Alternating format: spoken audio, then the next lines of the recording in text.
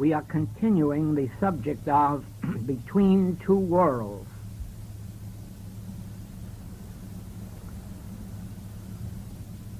From last Sunday. And at the start, let me caution you to remember that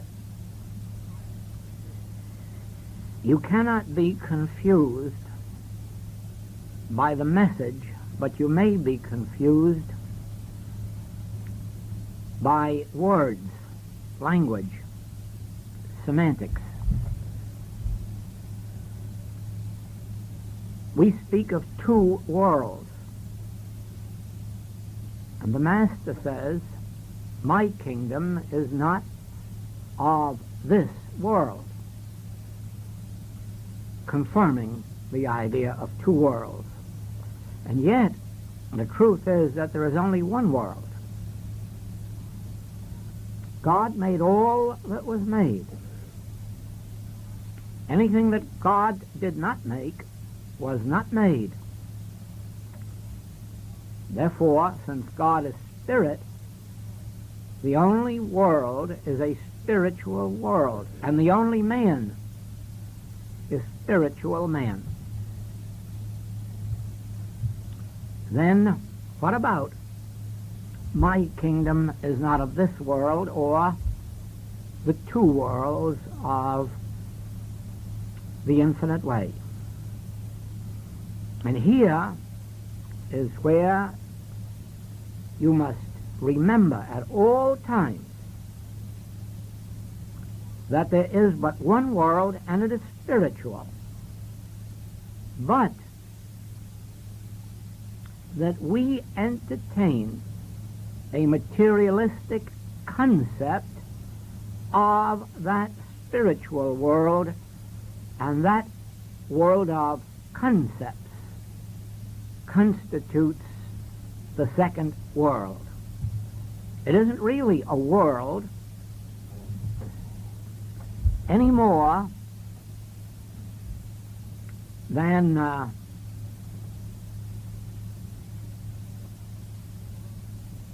the world of the insane is a second world. It is merely a world within their mind, an imaginary world that they have conceived, has no external existence. And so, this materialistic concept of a world has no externalized existence, and the proof of it is that as we are enabled through the development of spiritual discernment, the spiritual faculties, to see the world as it is, that materialistic concept evaporates, and in its place is the world of harmony. To illustrate this,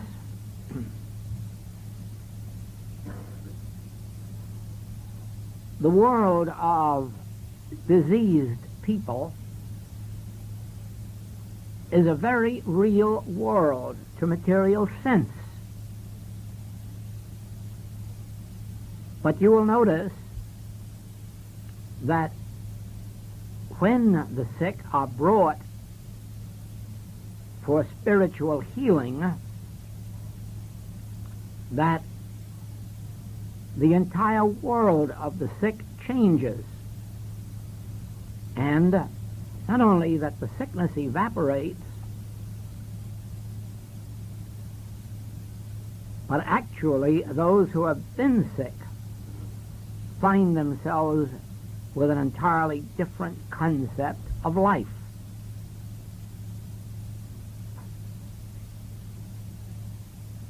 Therefore, while there is but one spiritual universe, the kingdom of God, which is the same on earth as it is in heaven.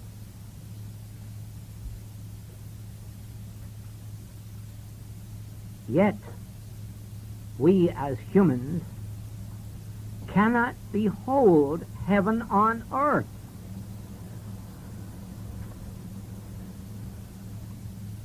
Until we have developed our spiritual faculties. You remember the Master says, judge not after appearances, judge righteous judgment. And the meaning of this is, as long as you see, hear, taste, touch, and smell with your 5 physical senses, you are judging after appearances. The 5 physical senses cannot bear witness to truth. We see materially, we hear materially, we taste, touch, and smell materially. Now, if you are to behold heaven on earth, you must develop the spiritual faculty of discernment. And here you have an entirely new faculty, an entirely different one from any of the human faculties. And by this faculty, you can discern the world of God's creating.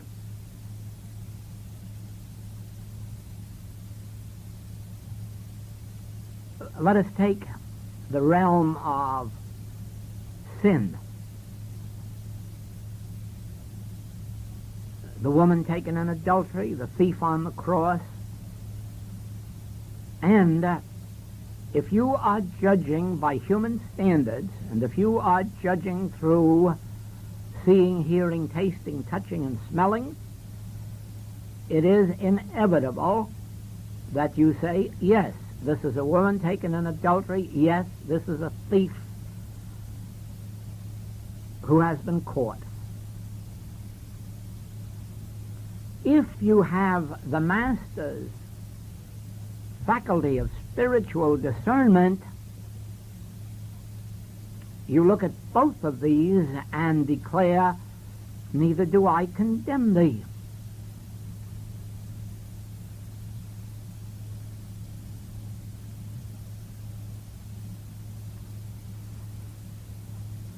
Not be thou punished, but thy sins be forgiven thee.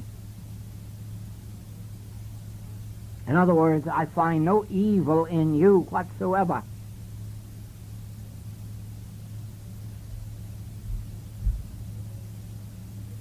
All spiritual healing work is based on the power of spiritual discernment.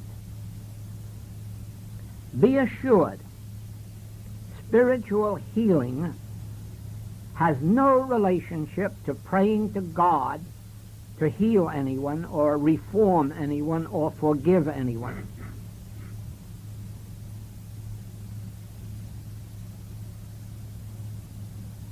This form of prayer, even for the noble purpose of healing, is as archaic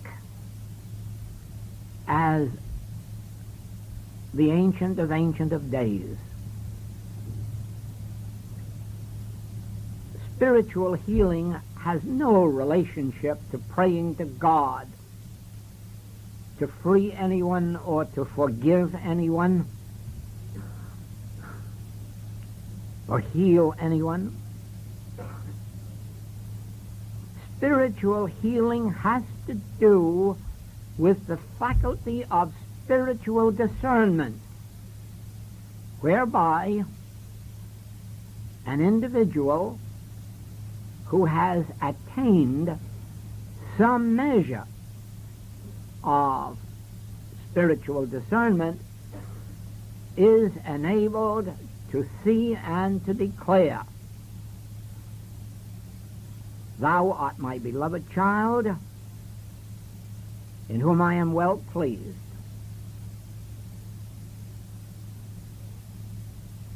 No iniquity has touched thy household, soul, mind, or body. Remember, the eyes contradict this, the ears, the nose, the taste, the touch, all of this contradicts spiritual sense. And so you can understand a person who reviewed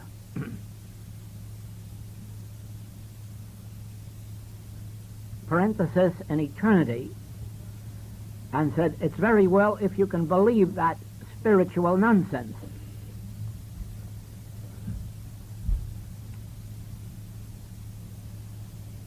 And surely you must be able to see how right that reviewer is when you understand that they were seeing, reading with the eyes, hearing with the ears, and how foolish it must have seemed to be told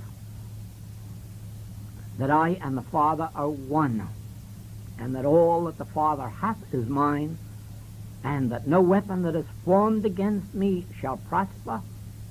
Think how ridiculous this is to a person who is witnessing all of the weapons that have been formed against man and how beautifully they are operating.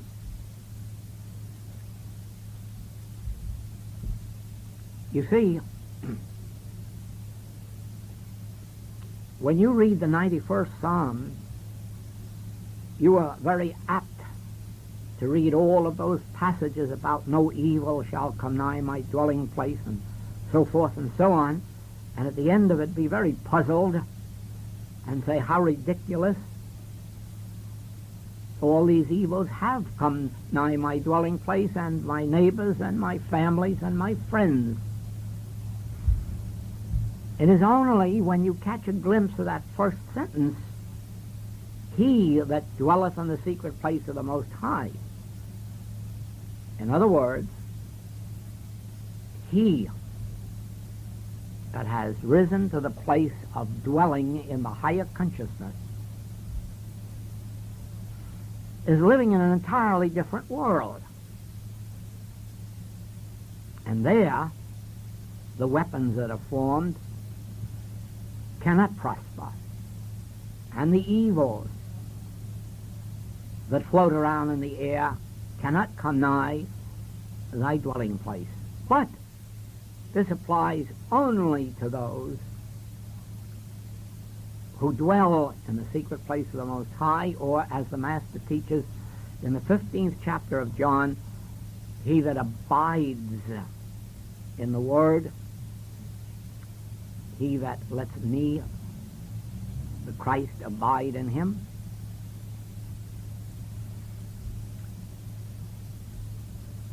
In this human world, there is just one mind. And everyone is attuned to that one mind, and therefore everyone receives the impressions, impulses of both good and evil.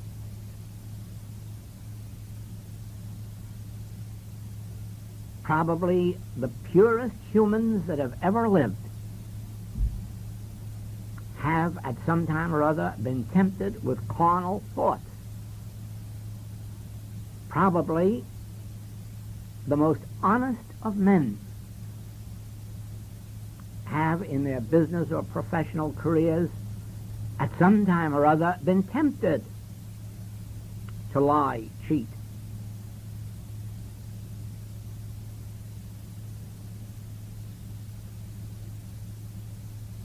The reason is, of course, that whatever is common to that one universal human mind is common to all of us.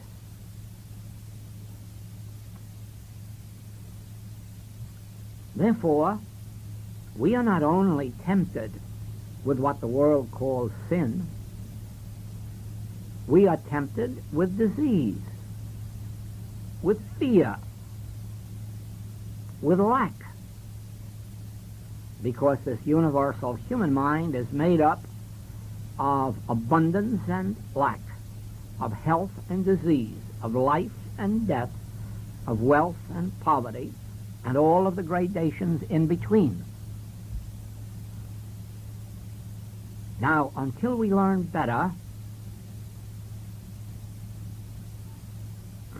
these are the temptations that come to us, and each handles these temptations in a different way. Some of these temptations may make no impression upon you whatsoever and may affect me. Some may not affect me at all and may affect some of you. But at some time or other, be assured that in our humanhood we are tempted by good and by evil. We are tempted to experience good in ways that later turn out to be not so good. This is, of course, the world that the Master referred to as this world.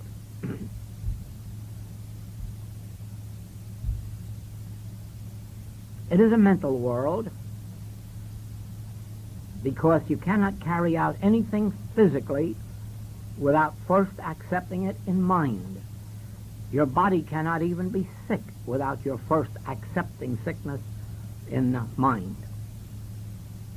The body certainly could not sin, couldn't even steal, defraud, unless that were first accepted in mind.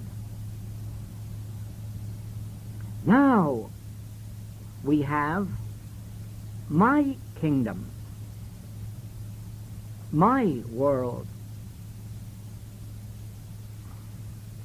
And here you have what is called in the Bible that mind that was in Christ Jesus, that which we call the infinite or divine consciousness,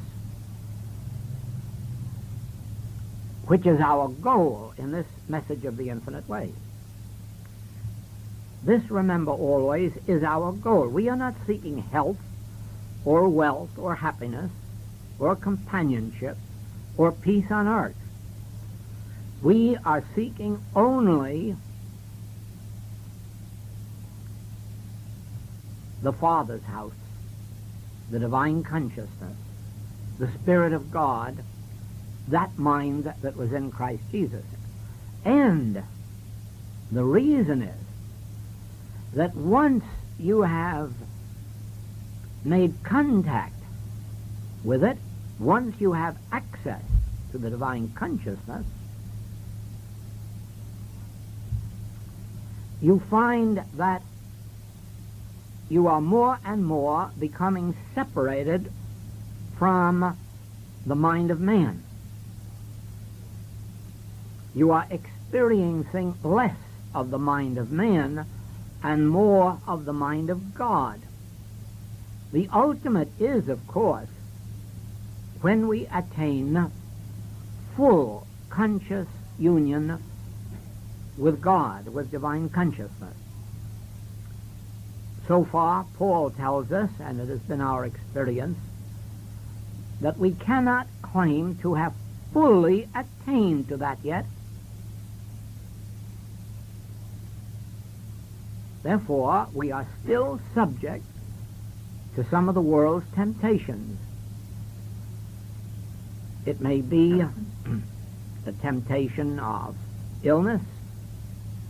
It seldom is a temptation of a major sin.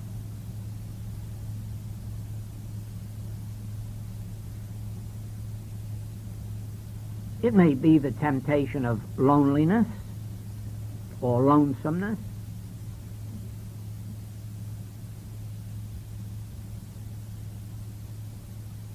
But in some measure, now and perhaps for a while to come, we must remember that we have not yet fully attained.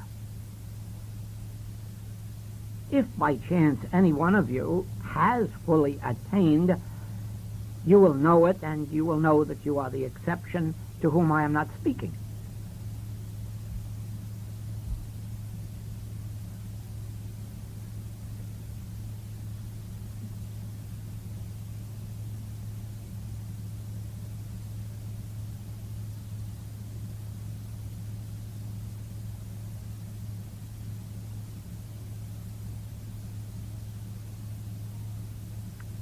In our studies,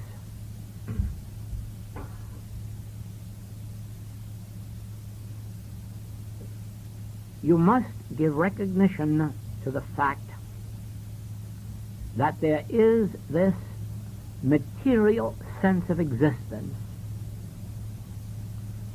which is responsible for any of the ills or discords that come our way. In other words,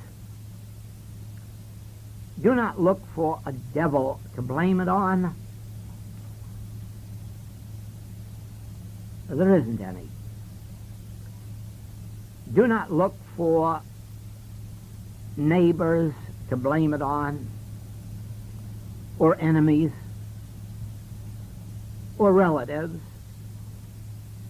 because even though the evil may appear in the form of one or more individuals, you never will meet it spiritually.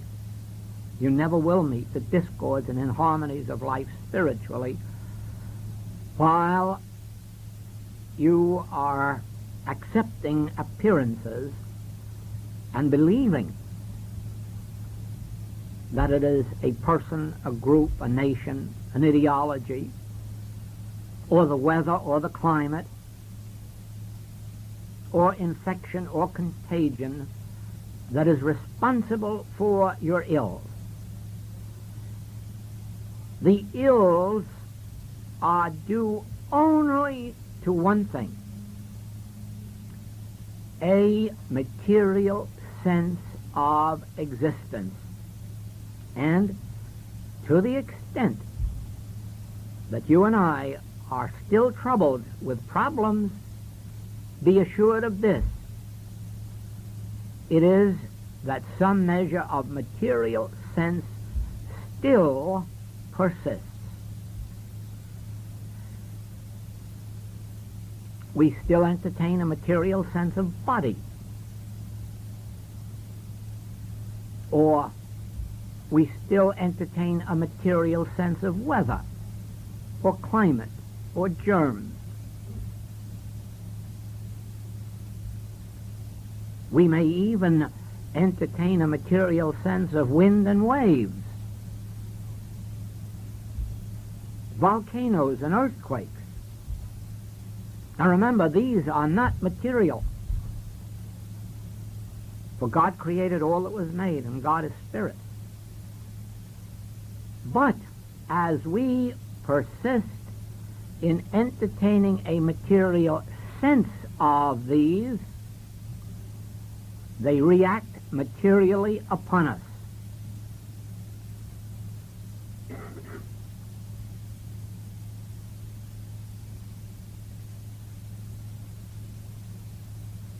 In proportion as a temptation comes to you, and you can impersonalize it by recognizing it as material sense, you very quickly free yourself of it, because neither you nor I created material sense. Not even the communists did that. It existed before communism was known. It existed before the materialism of Caesar was known.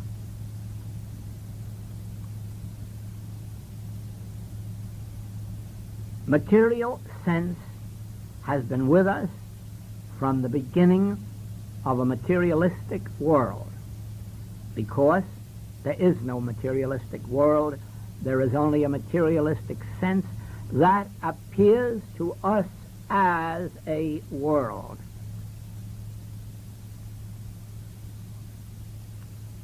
If you can watch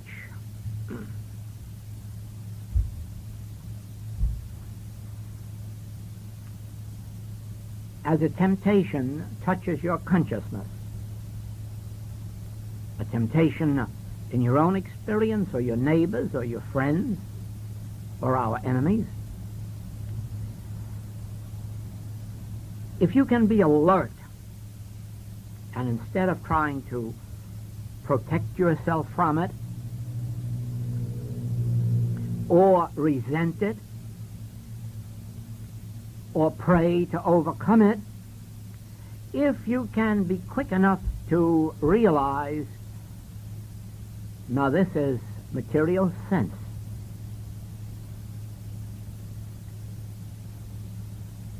but creation itself is spiritual. This is material sense, but man is spiritual. For man was created in the image and likeness of God. Man has the qualities of God and the quantities of God. Son, all that I have is thine, both in quality and quantity. Therefore, when we see other than that, we are seeing material sense.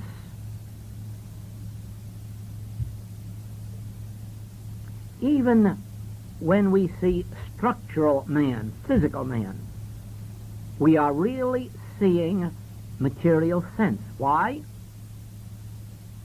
There's no such thing as a structural man.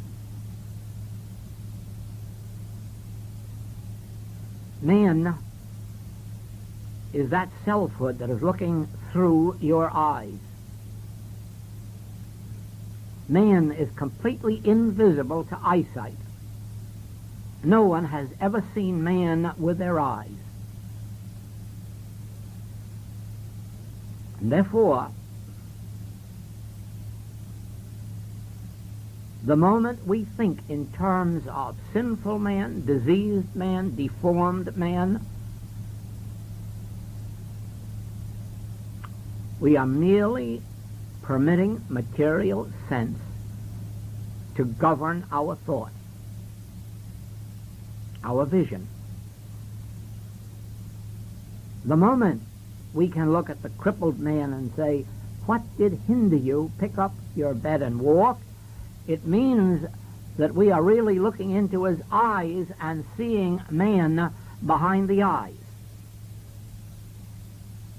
The spirit, which is man, the life, which is man, the soul, the intelligence, which is man, the love, which is man, and all of these incorporeal.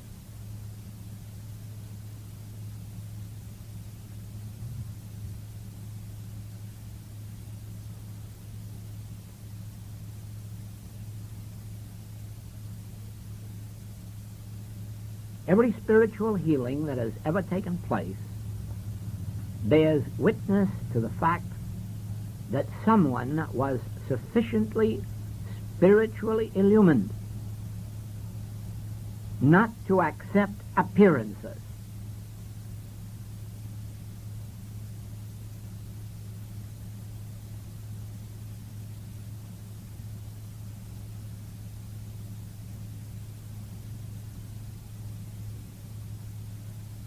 Material sense has to do with quantities and qualities.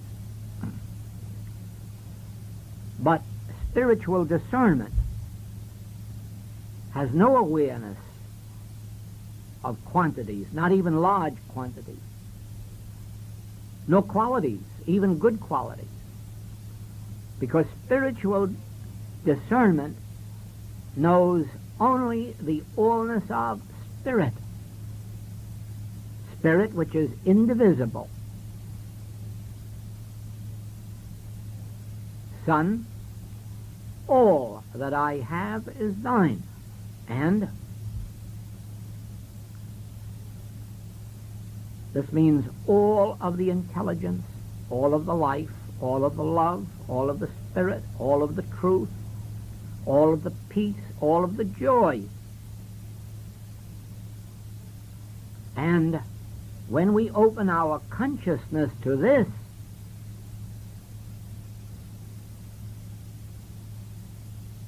we begin to discover that you really do not divide up these qualities among millions of people, but each may know them in their fullness. This calls for alertness. Only this very morning, I received a letter from a student saying that they had had an awakening last week because for a long time they have been waking up each morning filled with gratitude for their blessings and then thinking of their blessings in terms of health and supply and husband and home.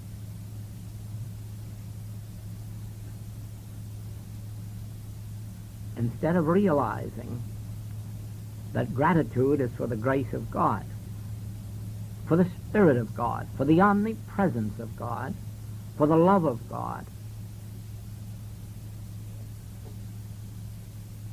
All these other things that she had been grateful for were merely added things which couldn't have been there but for the grace of God and the love of God.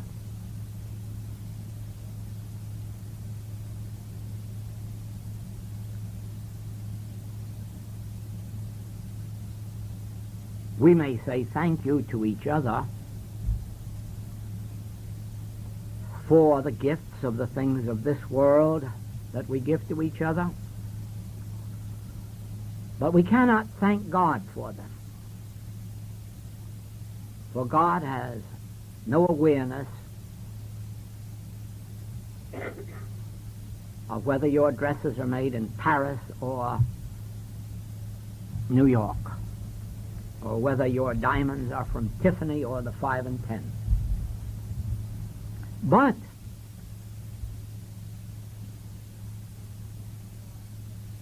gratitude can fill us soul, mind, and body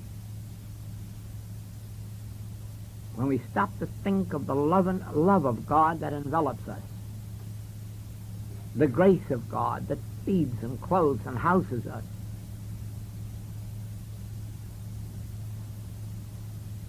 the grace of God that supplies us even with 12 baskets full more than we need.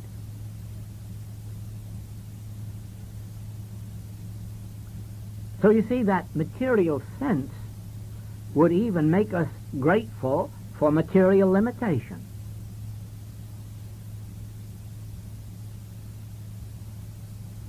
And this sometimes gives rise to strange situations, like one person tearful with gratitude for $100 and another person bemoaning their fate over $1,000. And then you see how foolish it is to be grateful for amounts or to think in terms of amounts. Spiritual discernment sees God as the consciousness of individual being, the love, the life, the truth, the spirit that indwells individual you and me.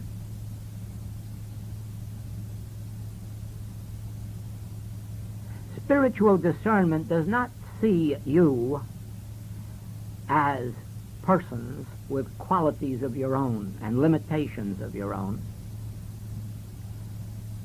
Spiritual discernment sees God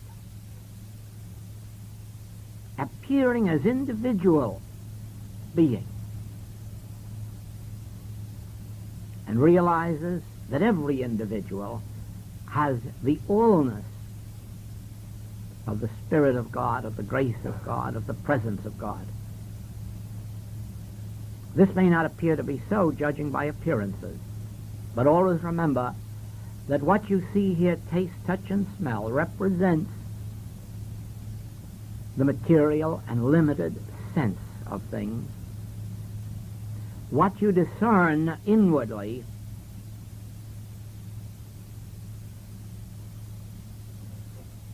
will be closer to the truth.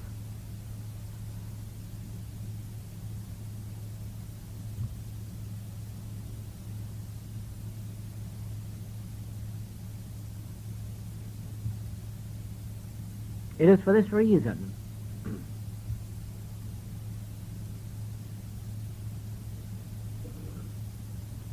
that if we would be helpful to the world, we must forget our praying about peace on earth or victories over the enemy or victories of our way of life over another mode of life, or victories of our favorite political party over the other. If we would benefit the world, we must pray in spirit and in truth. And this means that we must look through the appearances with our powers of spiritual discernment and behold God's government of man and of the earth, including the weather and the climate.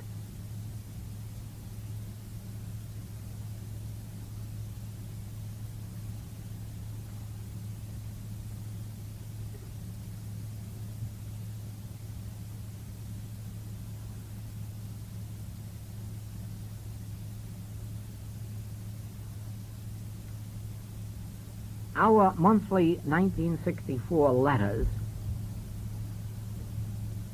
will constitute another textbook of infinite way practice, and in the April letter, and when you receive it, the May letter, you will find the basic unique principles of the infinite way,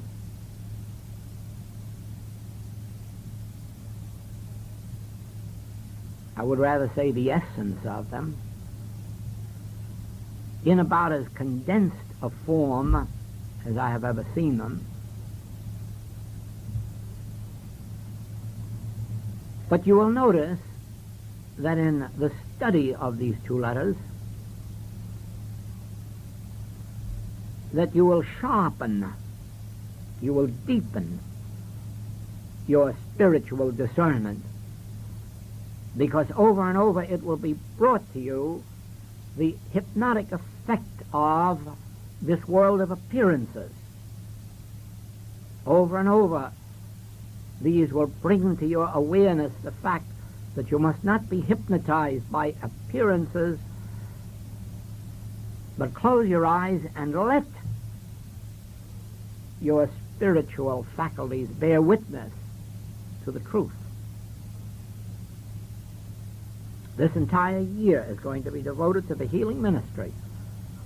But these 2 months, April and May, are actually the condensed healing principles that are unique to this message.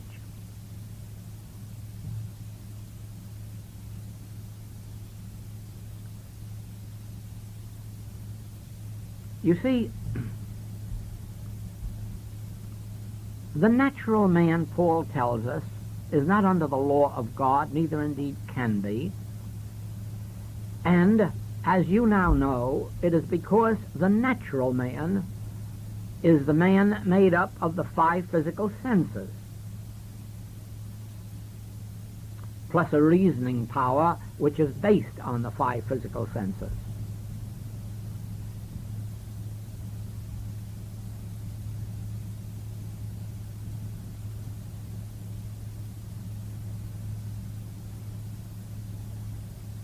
And so, when it was revealed to me that there is no God in the human scene,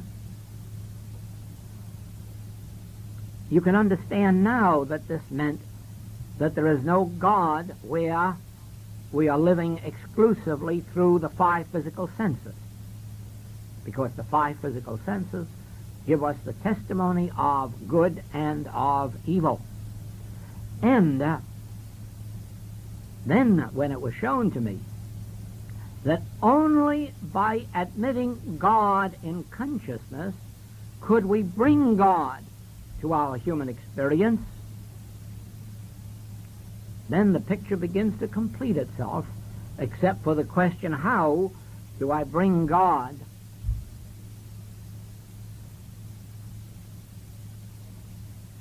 to my consciousness? And of course, one answer is meditation. The ability to meditate is the ability to open consciousness to the inflow of the Spirit. And that which helps us along the way is living with this truth that has been revealed to us.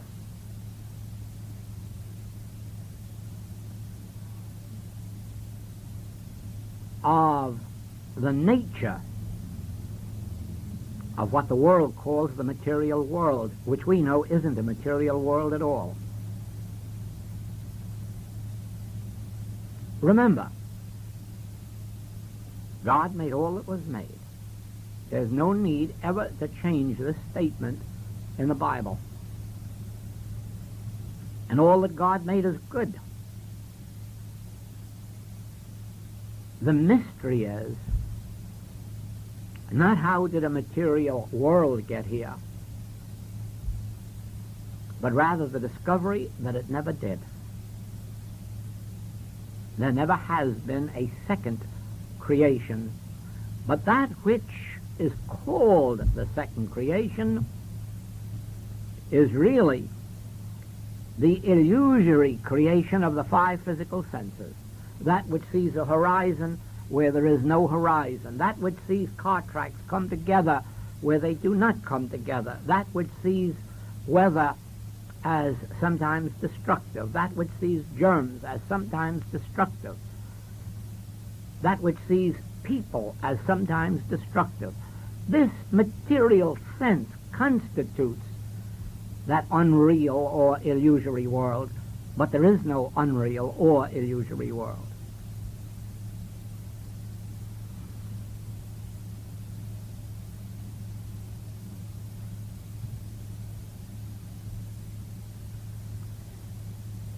In the infinite way, you have been taught how necessary it is to learn to impersonalize.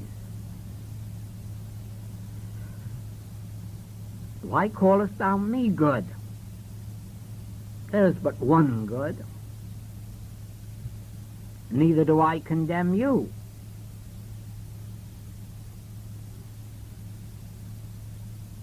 You are not evil.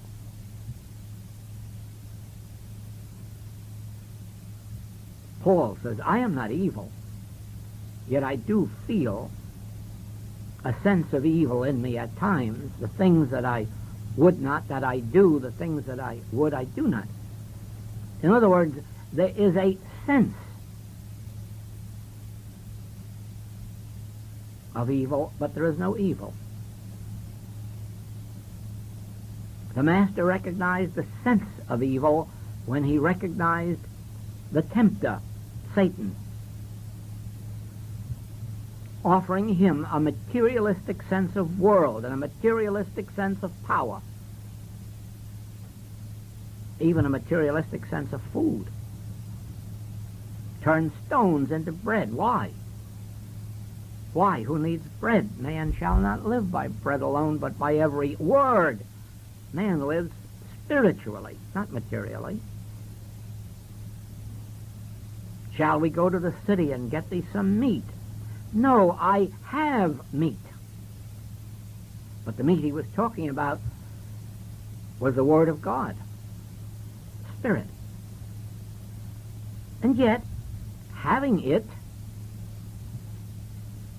that which we call material bread and meat always appear, even as in the case of Elijah, if it has to be brought by ravens, or if it has to appear magically on stones, or if it has to be brought by a poor widow. The externalization will always appear as long as we are not seeking the externalization, but are seeking instead the essence, which is what? The Word. The Word. Man must live by the Word, by truth, by spiritual discernment, spiritual vision.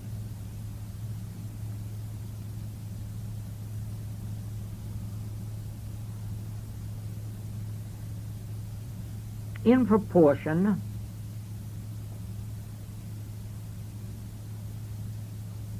as I think of myself as Joel in the world, I must likewise take thought about supply and home and companionship and health and old age. But in proportion as I can dwell in the idea that I live, yet not I, Christ liveth my life, I can begin to take no thought about any of those things, and then as a beholder, watch as they all appear in due order.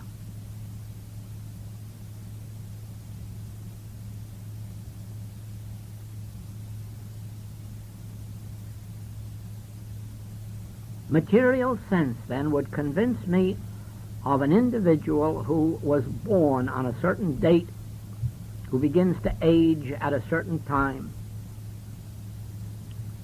who begins to run down in capacity at a certain time.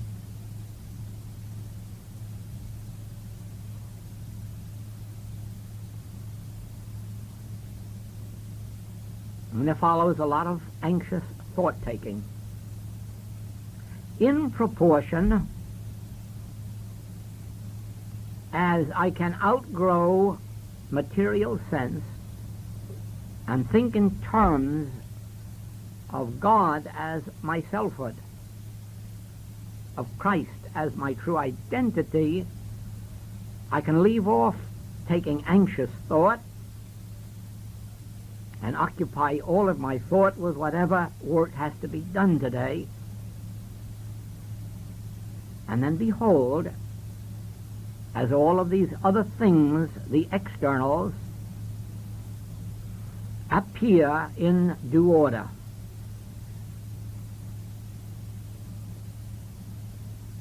You see the two worlds of material sense that builds a human identity and then begins to take anxious thought for its life. Health, supply, home, companionship, family. Or spiritual discernment, whereby I realize, Son, thou art ever with me, and all that I have is thine. And then with no anxious thought, fulfill whatever work is given me to do each hour of the day. And behold, that there is this invisible presence that goes before us to make the crooked places straight.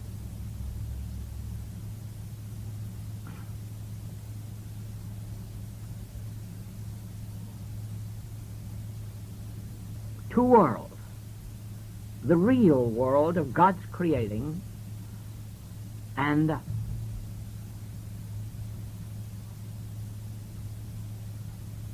God expressed as individual being, your being and mine, friend and foe.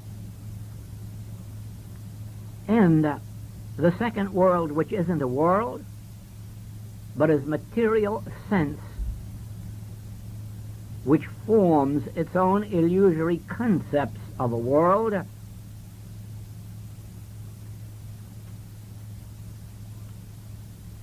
and then makes us act like squirrels in a cage.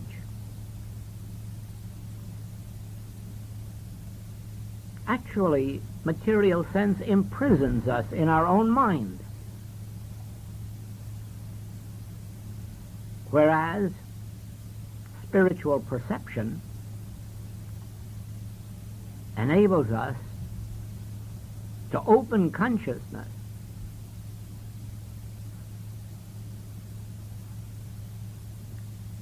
to see through God's wisdom.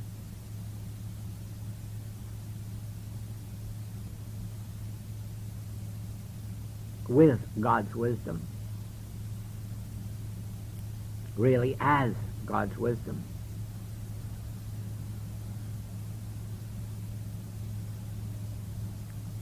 Material sense builds a structural universe where there is no structural universe.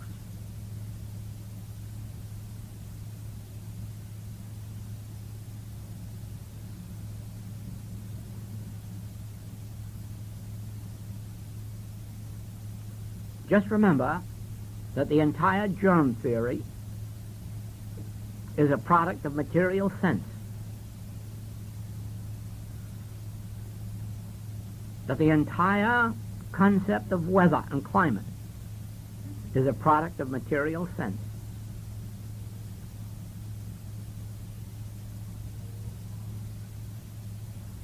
The whole of wealth and poverty is a concept of material sense.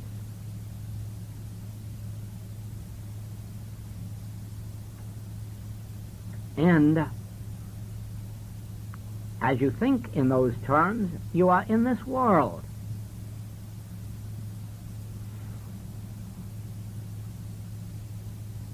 And the moment you begin to recognize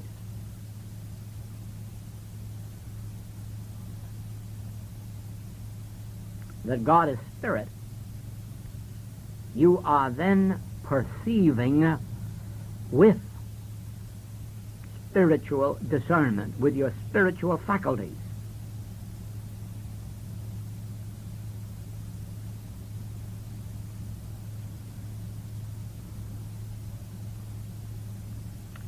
Just as intelligence enables you to ride on a train proceeding rapidly on tracks that are coming together in the distance without fear, because you have intellectually discerned that they do not come together in the distance.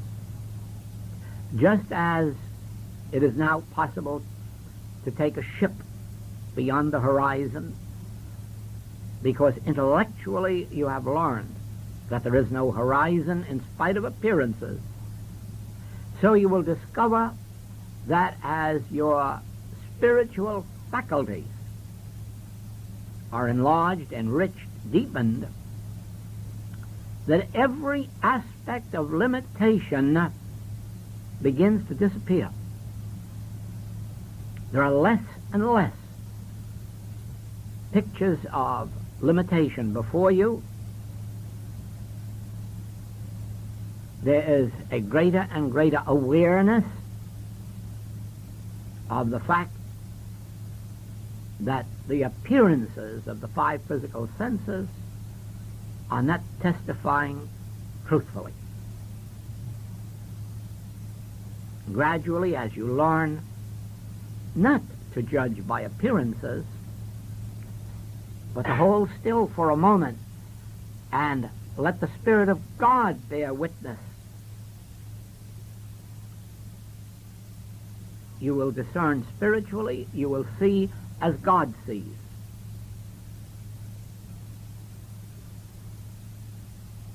Any time that you are confronted with appearances that you do not understand, stop for a moment, pause if possible, close your eyes, and be receptive, as if you were listening. Speak, Lord. And then, in place of the sick or the sinning person, you will hear the voice say, "This is my beloved Son, in whom I am well pleased. Neither do I condemn him, and neither will you. The ability to move from the material sense world into the world of spiritual discernment is proportionate to your ability to close your eyes to the appearance and wait for that inner intuition, the voice of God, to reveal to you the truth of what you are beholding.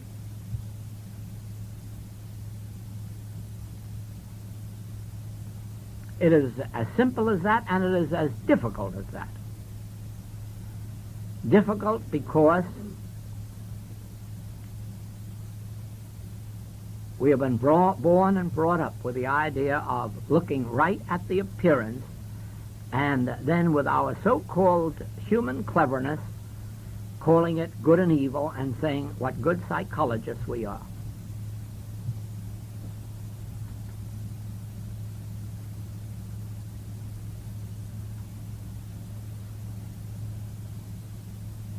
But spiritual development demands that instead of coming to judgment, instead of coming to an opinion, that you close your eyes to the appearances, open your ears, speak, Lord, thy servant heareth, and let God bear witness with your spirit. And then the spiritual truth behind the appearance will be made evident to you. Study this carefully so that you really know the meaning of between two worlds. Thank you.